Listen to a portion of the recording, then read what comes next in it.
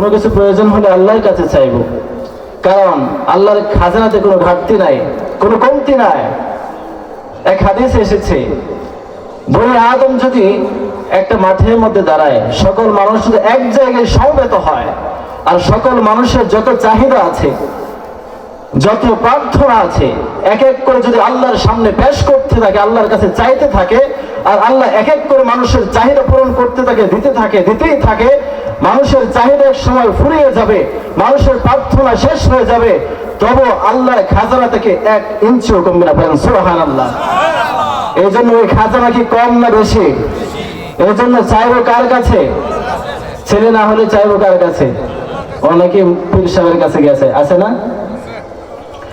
স্পষ্ট কোরআনুল কারীমের মধ্যে রব্বুল আলামিন ঘোষণা করে দিয়েছেন, ইয়াহাবু লিমান ইয়াশাউ ইনাসা ওয়া ইয়াহাবু লিমান ইয়াশাউ যুকুর আও ইউযাব্বিজুহুম যুকরানা ওয়া ইনাসা وَيَجْعَلُ مَن يَشَاءُ عَقِيمًا। পড়েন আল্লাহু আকবার।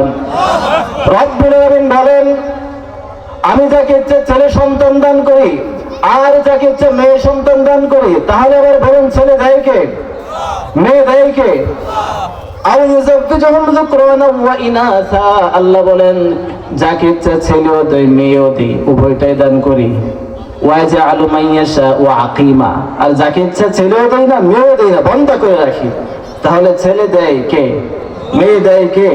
নাই খাজা বাবা। এই জন্য কোনো কিছু চাওয়ার প্রয়োজন হলে আমরা সরাসরি কার কাছে চাইবো?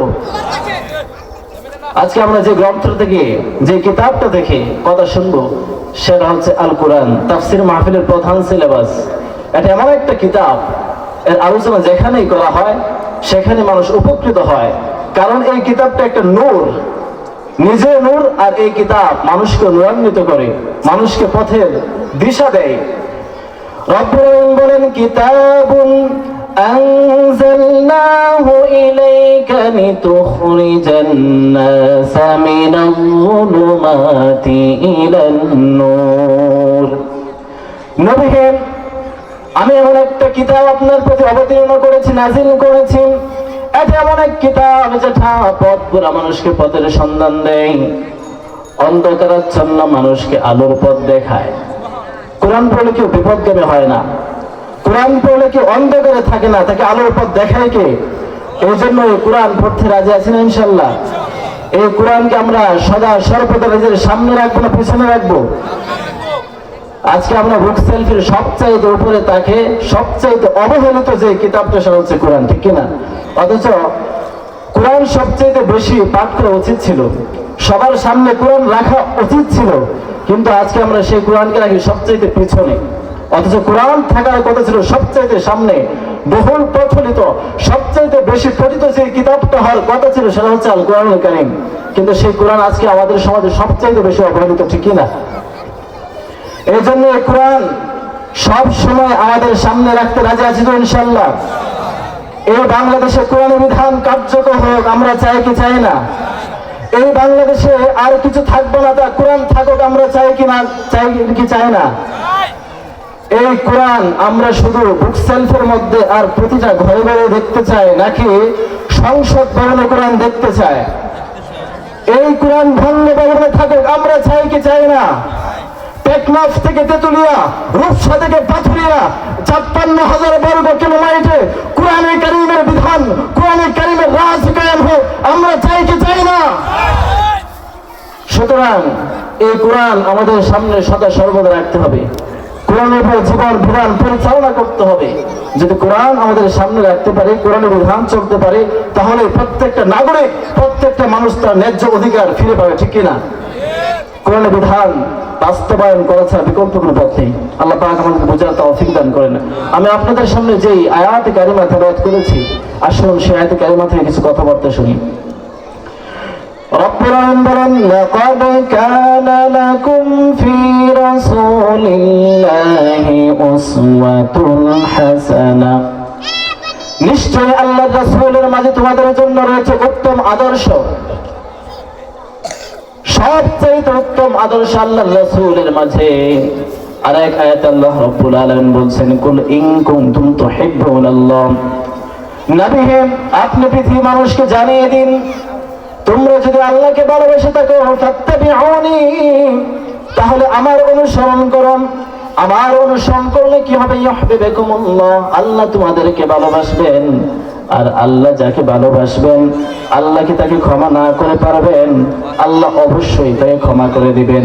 আল্লাহ বলেন ওয়াগফির লাকুম যুনুবাকুম, শুধু কি নবীর ভালোবাসার আল্লাহর ভালোবাসা ক্ষান্ত না নাম, আল্লাহ বলেন ওয়াগফির লাকুম যুনুবাকুম, আমি আল্লাহ তোমাদের সমস্ত গুনাহ খাতাকে মাফ করে দেব। আল্লাহু গফুরুর রাহিম।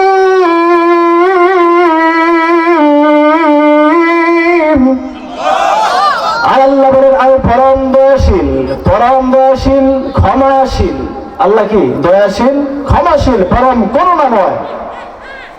এই জন্য আল্লাহর হাবিব সাল্লাল্লাহু আলাইহি ওয়াসাল্লামকে আল্লাহ পাক এই আয়াতের মাধ্যমে বলতেছেন, নবী আপনি জানিয়ে দিন যারা আপনাকে ভালোবাসতে চায়, যারা আল্লাহর ভালোবাসা পেতে চায়, তারা যেন আপনার অনুসরণ করে। তাহলে আমরা আল্লাহকে ভালোবাসতে চাই কি চাই না?